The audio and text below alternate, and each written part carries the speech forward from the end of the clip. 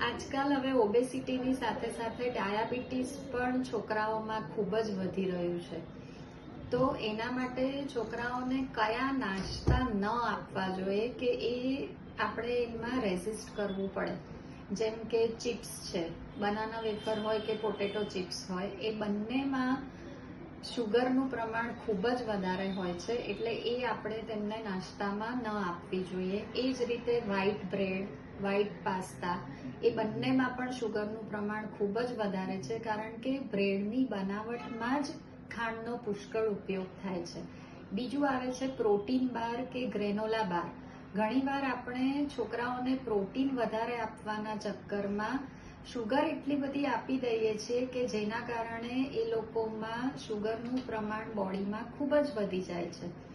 Next આવે છે આપણા ઓટ્સ, અને ઓટ્સમાં આપણે ઘણા બધા નટ્સ નાખીએ, એમાં ચોકલેટ સિરપ નાખીએ, એની અંદર ડ્રાય ફ્રૂટ નાખીએ, તો અલ્ટિમેટલી એ ઓટ્સ પણ હેલ્ધીના બદલે અનહેલ્ધી થઈ જાય છે.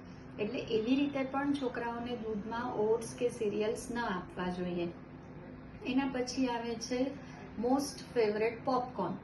પોપકોર્ન જો તમે રેડી ટુ ઇટ પેકેટમાંથી બનાવતા હો તો એમાં શુગરનું પ્રમાણ અને સ્ટાર્ચનું પ્રમાણ ખૂબ જ વધારે હોય છે.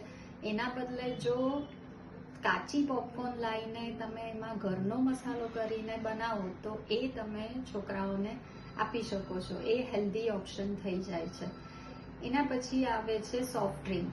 છોકરાઓનું મોસ્ટ ફેવરેટ કોક, લિમ્કા, પેપ્સી, કે જેમાં શુગરનું પ્રમાણ ખૂબ જ વધારે છે, એ ન આપવું જોઈએ. તો ડાયાબિટીસનું પ્રમાણ આપણા નાના છોકરાઓમાં, ટીનેજર્સમાં ના વધે એનું ધ્યાન રાખવાની જવાબદારી આપણી પોતાની જ છે.